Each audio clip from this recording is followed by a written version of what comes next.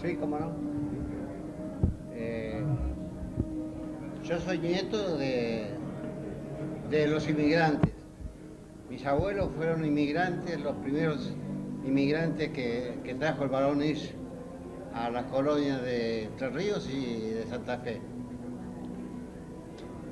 Y bueno, y ahora estoy acá en la ciudad de Buenos Aires, porque el asunto es así. Este, los inmigrantes se rompieron el alma para trabajar la tierra y de paso hacer estudiar a los hijos.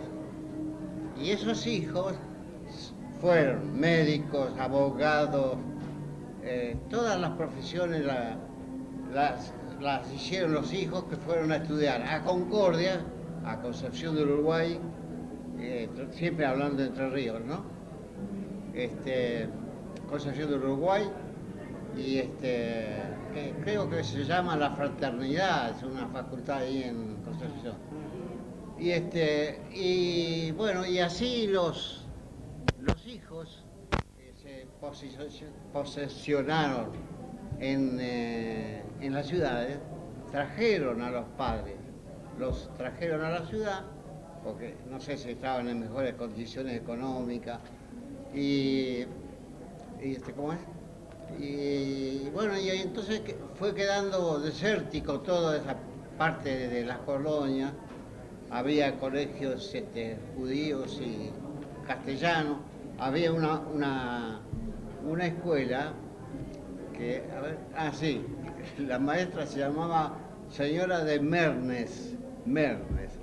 Ella tenía 4 grados en un aula. Una fila era primer grado, la otra fila era 2, segunda, tercera y cuarta. Hasta cuarto grado nada más. Contale cómo tenían que ir al colegio. Contale cómo tenían que ir a la escuela, en qué forma. Bueno, ¿Sus padres nacieron en la colonia? no, mis padres vinieron de Rusia. Los trajo el Barón Hirsch. ¿A qué edad vinieron? ¿A qué edad? Sí. Mi mamá vino a los 12 y mi papá aquí más o menos 18 años. ¿Cómo fue su educación o cómo...?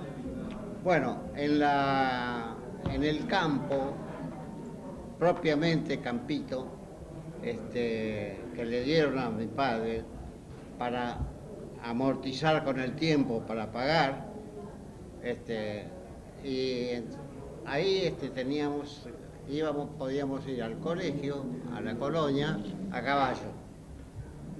Entonces, hasta cuarto grado íbamos a la mañana y a veces íbamos 2 juntos, un hermanito mío, montado en el mismo caballo, por pareja. ¿Quedaba lejos de su casa?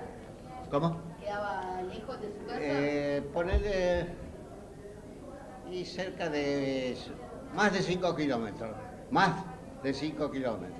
El colegio. De un lado estaba el colegio castellano y del otro lado del alambrado funcionaba el colegio Yiddish. Y entonces teníamos clase a la mañana en el colegio castellano, a la tarde y viceversa. ¿Usted cómo era la vida en el campo? ¿Qué hacía? ¿Qué recuerda de qué trabajaba su padre? ¿Usted? Sí. Bueno, la vida en el campo era así. Había que arar, sembrar y después cosechar si el de arriba lo permitía. ¿Por qué? Porque siempre había mucha lluvia, poca lluvia, sequía, de la langosta que había en aquel entonces, había langosta, morfaban, se comían todo la cosecha, se la comían toda. Y después, esa era la langosta voladora. Esa langosta voladora, a la tarde, cuando ya se entraba el sol, se aterrizaba sobre los árboles, rompían los gajos del peso, sonaban los gajos, aparte de primero comerse la cosecha, ¿no? Y El peso caía todo el árbol. Increíble pensar. Bueno, entonces, en conclusión, al colegio íbamos a caballo. Y llevábamos una bolsita acá para merendar, porque eran muchas horas entre un colegio y el otro, ¿no? Y bueno, y hasta cuarto grado. Después, Después trabajaba con el papá. después nos fuimos a... Mi padre me puso en una pensión en el pueblito que se llamaba Villa Clara. Me puso en una pensión para que yo hiciera los demás grados. Pero no sé qué pasó, no funcionó. Entonces un pariente mío que vivía en la provincia de Corrientes, le escribí una carta y fui a la casa de él, que tenía un almacén, y yo trabajaba mediodía en el almacén y mediodía iba al colegio, y así hice quinto y sexto. Claro, porque no había todos los grados. Hice quinto y sexto grado y conservo todos los comprobantes. ¿Usted desde Corrientes se comunicó con su padre? Sí, bueno, nos comunicábamos con el único medio que había en aquel entonces, la carta. La carta. Y ellos me escribían del campo, y bueno, y me fui afincando, terminé el sexto grado, y después empecé a trabajar. ¿De qué trabajó y en dónde? No, primero en el Primero, campo. en la ciudad de Curuzú, Cuatiá. ¿Oíste nombrar? No. Esa ciudad, en la provincia de Corrientes, Curuzú, Cuatiá, famosa, la fundó el general Belgrano, a la ciudad esta. Entonces empecé a trabajar ahí en una tienda de mandadero primero, después hasta que más o menos aprendí a vender. Y después, ahí estuve un tiempo y después me volví a Entre Ríos, al campo, porque mi padre necesitaba ayuda porque un hermano mío le tocaba la concreción. Entonces me llamó a mí, fui yo a suplantarlo. Entonces trabajé en la cosecha, le ayudé a mi padre y después me vine a Buenos Aires. ¿Está bien? Sí. ¿Hasta ahí nomás querés? No, vamos a seguir. Tenés por las horas y horas. ¿Y usted por qué decidió venirse a... Bueno, ¿por qué? Yo decidí venirme porque allí en el campo yo vi que no había horizonte, no había futuro, porque si no era que llovía mucho, era porque llovía poco, porque el campo cada vez, mi padre se endeudaba más por los intereses. Este señor Hirsch, el barón Hirsch, que le cedió las tierras, no se las regaló, se las vendió. Pero lo que pasa es que las cosechas fracasaban, entonces se endeudaban más de un año para otro. Aparte de que los consumos del pueblo, todo era para pagar después de la cosecha, ¿no? Y entonces como no se pagaba, ellos hacían la grande, le sumaban algunos pesitos, pienso yo, y cada vez mi padre debía más. Entonces yo un día,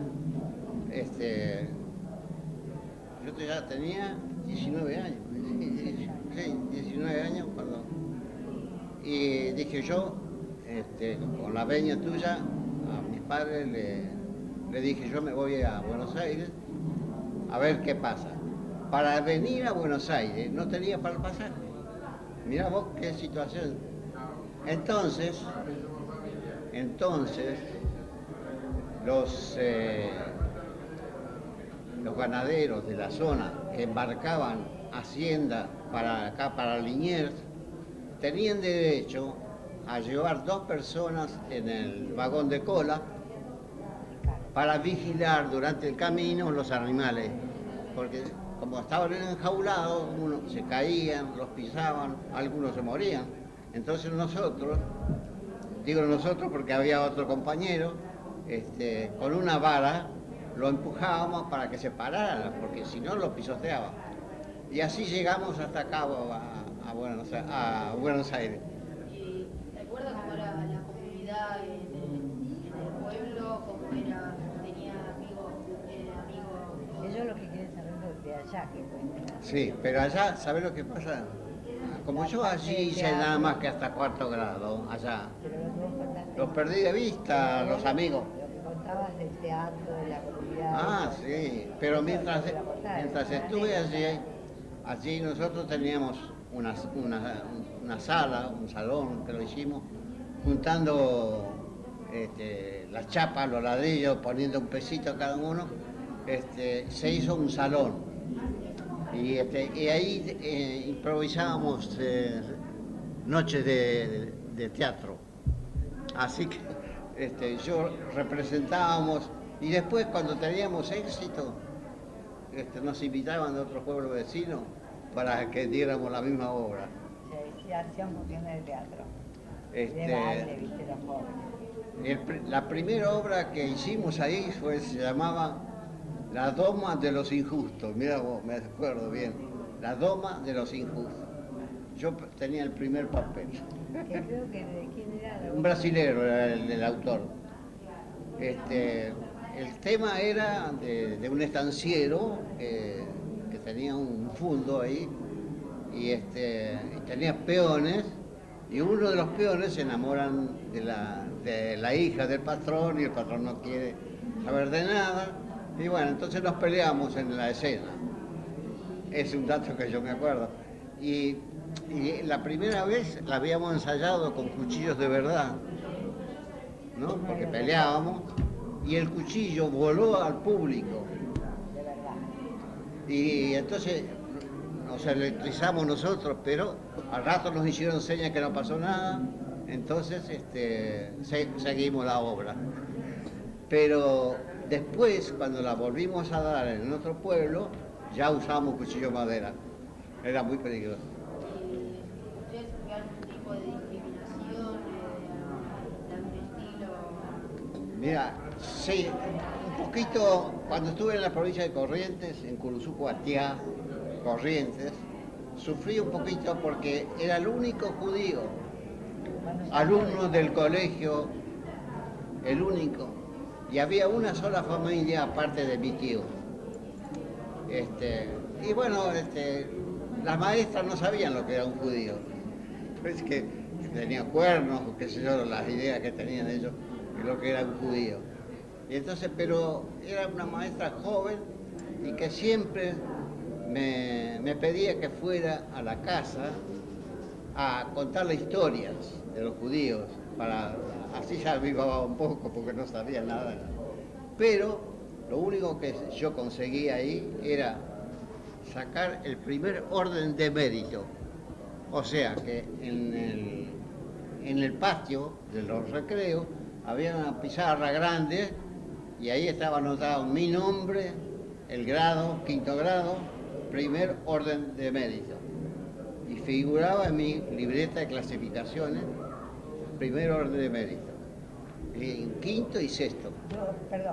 Yo digo que a lo mejor los chicos quieren saber una anécdota del campo. Del campo que vos tenés. propiamente. Por ejemplo, el campo es la parte cuando ibas a caballo y te metiste en el arroyo ese que casi te... Yo no lo sé. Eso es muy largo, esto es largo. No, largo no. Si me meto a contar, No importa, ustedes Pero tienen muchas anécdotas del campo.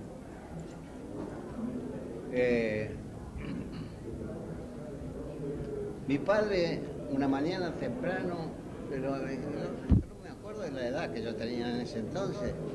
Ellos empezaban de chicos, de 8, 9 años. Sí, a los 4 o 5 años ya me montaban a caballo. Ya estaban nadando, ¿viste? Me montaban en una petiza y me decían andar a traer las vacas al corral. Y lo mismo que los caballos y todo eso, me mandaban cuando yo tenía... Y una vez había llovido y estaba muy resbaloso. Entonces esa petiza, la que yo montaba, se resbaló y cayó. Y yo quedé apretado con una pierna abajo de la barriga, viene a ser del animal. Pero no me pasó nada. Ella pateó tanto hasta que pudo pararse, sí, y me salvé. Yo creí que estaba todo roto. Es una anécdota. Pero Otra tengo fue muchas. otra fue la del arroyo cuando venía el agua y vos te metiste en el agua con el caballo. Ah, Eso sí. también fue otra. Mil, mil. Pero, este, no, a ver si me acuerdo. Ah, sí. Porque eso era de cuando eras chico. Pero los chicos no se pueden imaginar acá lo que era allá. Yo no tengo nada que ver, pero él sí. Una vez habían pasado. Lo que pasa es que no puedo relacionar la edad que yo No tenía. importa, usted cuente o Bueno. que no haya sido en el campo. Sí. No, era allá. En el campo. Este, Resulta que la ciudad de Villaguay, que es la primera después de Villa Clara, es el departamento central a la redonda, ¿no? El departamento se llamaba Villaguay, el pueblo se llamaba Villaguay y este otro pueblo era Villa Clara, que estaba dentro del partido de Villaguay. Y mi padre había comprado un coche. Parece que hubo un año bueno, 2 años buenos, se compró un coche, el primer coche se llamaba Rugby, de marca Rugby. Entonces, las ventanillas eran ¿cómo se llama?, de lona y con una especie de nylon, ¿no? Mica era. Mica o algo así. Entonces, una vez tuvo que ir a Villaguay por un asunto de gobierno, no recuerdo qué era. Entonces se fue con el coche a la ciudad de Villaguay, era casi una ciudad ya, ¿no? Villaguay, y en eso se desata una tormenta, una lluvia, y mi madre me dice, mirá, ¿por qué no vas al pueblo y llevarle las cortinas se llamaban, para cubrir el coche, que no se moja? Y entonces yo le digo, sí, cómo no, voy a ir. Entonces me pone en una bolsa las cortinas, las ato en el recado la montura, viene a ser. Sí, y me voy al pueblo y espero más o menos en la ruta principal que va a venir mi padre con el coche, le voy a hacer señas y le voy a dar las cortinas. Efectivamente, le di las cortinas y él siguió apurándose para escaparle más a la tormenta. Y me dice a mí, bueno, ya que estás, aprovecha a comprar pan. Y después te venís. Y efectivamente, compré el pan, lo cargué en una bolsa y me largué para volver a mi casa. Ellos ya se habían ido. Y resulta que en el camino había que doblar y agarrar una ruta que desembocaba en el camino y yo no la veía. Era una noche espantosa, negra. ¿Qué tenía que hacer yo? Bajarme del caballo, sentarme en el suelo y mirar a ver si veía dónde doblar. Bueno, dos o tres veces me bajé del caballo, miré, qué sé yo, a todo eso llovía espantosamente. Y logro ubicar el cruce del camino y empiezo a galopar rumbo a mi casa. ¿Qué pasa? De los dos lados del camino están los alambrados y el alambrado de púa también, porque ahí le ponían un hilo de púa por los animales que nos pasaron. Y entonces, cuando me acordaba, mi caballo se iba contra el alambrado, entonces yo sabía que tenía que ir más al medio y cuando me acordaba estaba sobre el otro alambrado, de la izquierda, y así izquierda y derecha, la cuestión es que a todo eso el pan era ¿sabes lo que era? Mojado, porque no había impermeable, lo que había era bolsa de alpillera. Y ahí ahora no existe. Pero lo que pasa, lo que me acuerdo sí, es que un rayo cayó delante mío qué sé yo, unos 50 metros, una bola de fuego tremenda, que el caballo se paró, puso las orejas así, y de golpe desapareció. O sea que parece que era como A todo esto un rayo. debías tener No sé la edad que 16 tenía. años. o Bueno, menos. el asunto es que así despacito fui y llegué a mi casa, y cuando estoy cerca de mi casa le empiezo a gritar para que se calmaran, porque mi vieja ya estaba llorando y diciéndole qué va a pasar con Simón, que se quedó allá en el camino. Porque lo que no aclarás es que las distancias eran muy largas. Sí, bueno, el pueblo de Clara, de mi Alto casa, caballo. el pueblo de Clara, el pueblo propiamente dicho que se llamaba Villa Clara, estaba más o menos de 12 a 15 kilómetros de mi casa. La colonia se llamaba San Vicente, el pueblo se llamaba Villa Clara. Y bueno, esa es otra historia. Y tengo muchas más. Cuando, No, ahora, hay gente esperando. escuchame. Nosotros estamos bien con el tiempo. Escuchame una cosa, yo aquí ahora, ¿vos sabés cuántos años tengo yo? Agarrate, 83. No parezco, ¿no? Sí, ya llevo cumplido 83.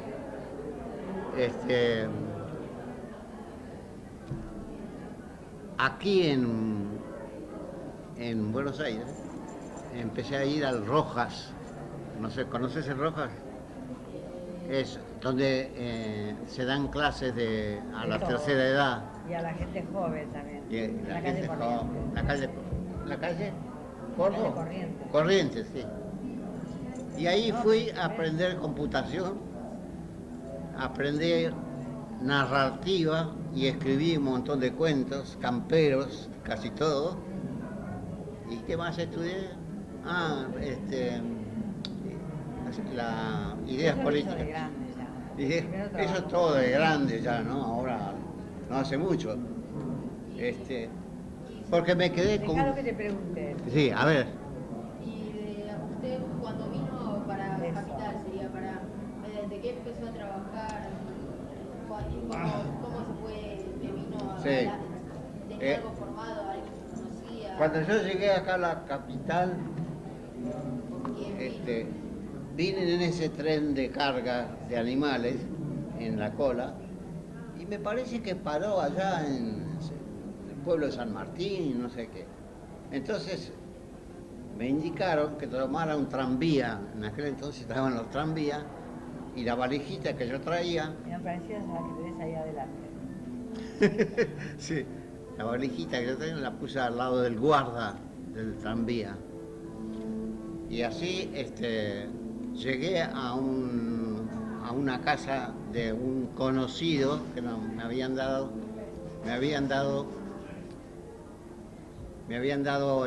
¿cómo se llama?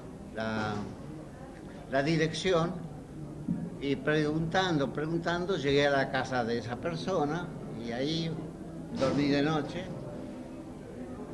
y y al otro día me puse en campaña, compré un diario y empecé a buscar trabajo. Entonces conseguí en la calle Ascuénaga el apellido del dueño del negocio, se llamaba Rustein. Entonces me dice, ¿vos conocés, te animás a hacer esto y esto? Yo dije, sí, todo, yo... Te Sí, animaba todo. Tenía que comer.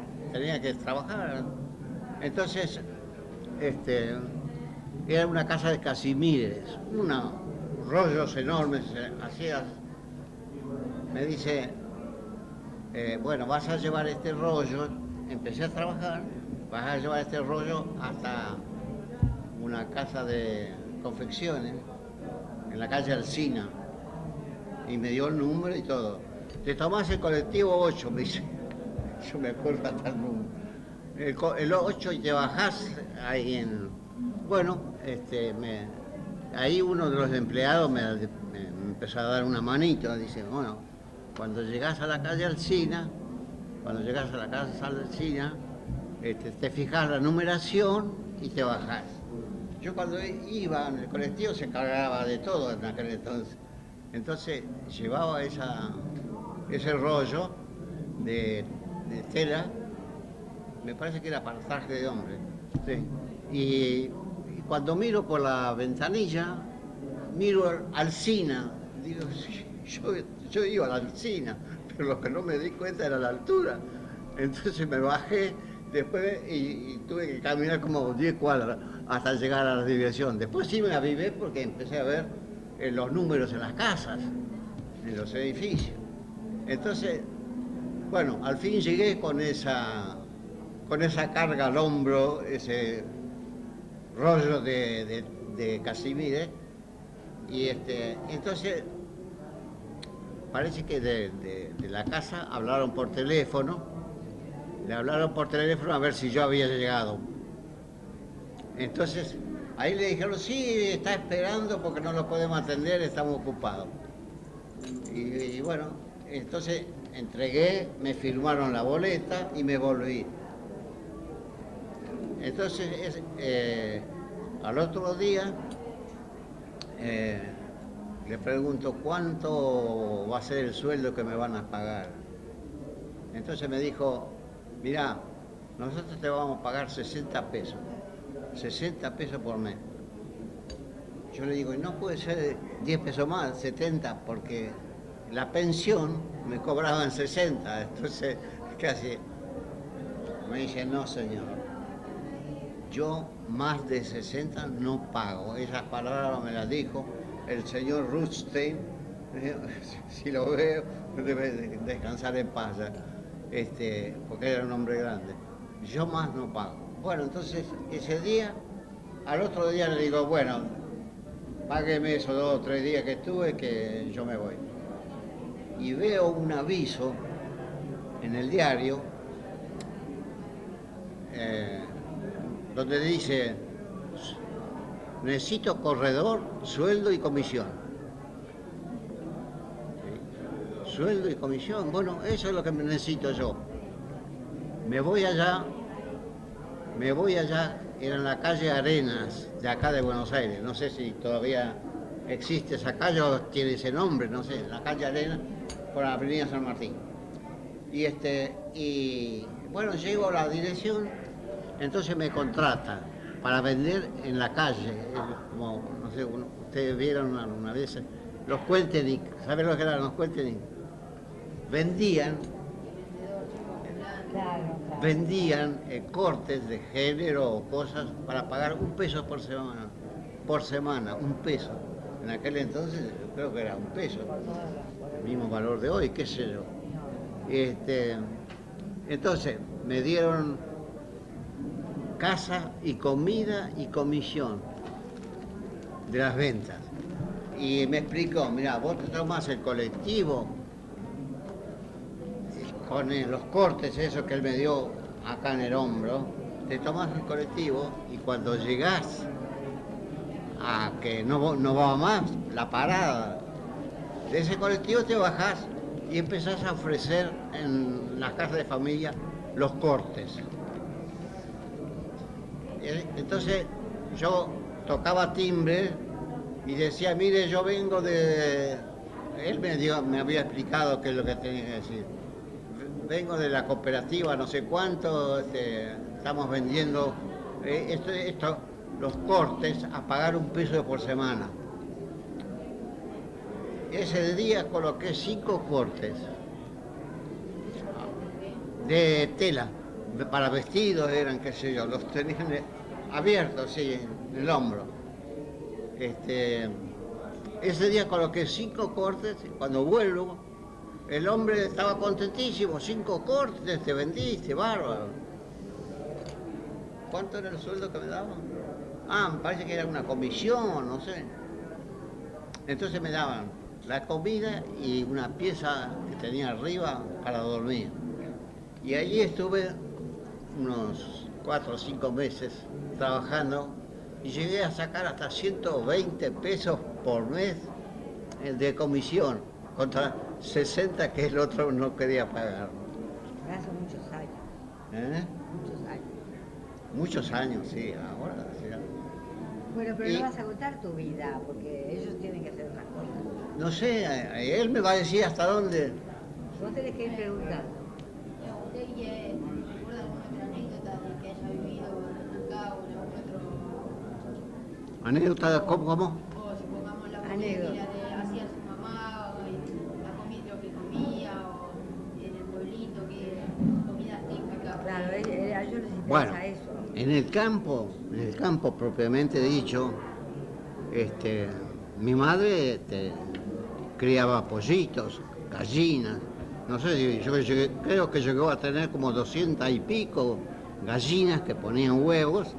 Los huevos se ponían en cajones con divisiones y se llevaban al pueblo a vender. Creo que eran como 15 docenas que cabían en cada. Algunas cosas todavía me acuerdo. Bueno, y después teníamos ¿cómo se llaman? Los pollos. Pero en aquel entonces eran todavía religiosos. Y había que ir al cura, al Shoijet se llamaba, que él le cortaba el pescuecito a la gallina, al pollo ese. Entonces mi padre los ponía en una bolsa de arpillera y le hacía un agujerito en una punta, le sacaba el cuello del pollo afuera para que respire, si no se ahogaba. Pero no obstante, un día que me mandó a lo del Shoijet, se me ahogó el pollo. Se metió de vuelta la cabeza para adentro y se ahogó. Cuando llego allá y lo sacamos, estaba muerto el pollo. Entonces, ¿qué hacía yo? Entonces, cuando volví a mi casa, le digo a mi padre, ¿sabes qué me pasó, no? Se me murió el pollo en el camino. Me dijo don Piola, me dice, no, vos no le digas nada a mamá, no digas nada, yo me arreglo. Él fue y le cortó el cuello en mi casa y nunca más me mandaron a los Shoijet. Se acabó. Esto fue el cambio brusco, ¿no? Mi padre ahí dejó de ser religioso y le cortó el cuello al pollo. Bueno, después en la colonia, cerca del colegio, de las escuelas, había una casilla, una casilla y que funcionaba como carnicería. Entonces, no sé si lo compraban o algún colono cedía un animal y venía el Shoijet. ¿Vos sabés lo que es el Shoijet? ¿Sabías? Bueno, venía el Shoijet, no sé de dónde, venía en sulky y los peones le ataban el animal en el piso, se lo ataban de las patas y él con la flor de cuchilla que tenía le cortaba el cuello al animal. Y después repartía la carne según lo que cada uno pedía, 1 kilo, 2 kilos. En su caso ustedes celebraban alguna festividad o algo. ¿Cómo? La ¿Alguna festividad. festividad que en su casa te recuerda cómo festejaban o si festejaban algo? Las festividades judías, Sí, o alguna fecha patria de Argentina o de... no, mi padre no festejaba ninguna fiesta judía. Lo que sí, íbamos a la sinagoga. Claro, eso tenían ahí En medio del campo, de un campo, más o menos a 1 hora de caminar, estaba la sinagoga. Entonces íbamos ahí los días festivos, eso, Rosh Hashanah y Kippur, todas esas fiestas. Íbamos allá. Y un viejito ahí que con la señora, que estaba muy viejito, oficiaba de. ¿Cómo es? Tenés que escribir un libro. Oficiaba de rabino. Hay otra gente que espera. Bueno, allá le vamos a dar lugar. Oficiaba de rabino. Entonces él dormía ahí en esa sinagoga, en la otra parte, los días que no se podía viajar, no sé cómo era la zona. Se quedaba ahí y esperaba la fiesta. Después lo venían a buscar. Bueno, qué sé, una parte, hay mucho para contar, pero hay que, no sé, uno tiene que saber por dónde empezar y dónde terminar. Pero lo que pasa es que a mí se me mezclaron las fechas y las edades. No sé qué pasó a esta edad, la otra edad. No Bueno, tiene importancia.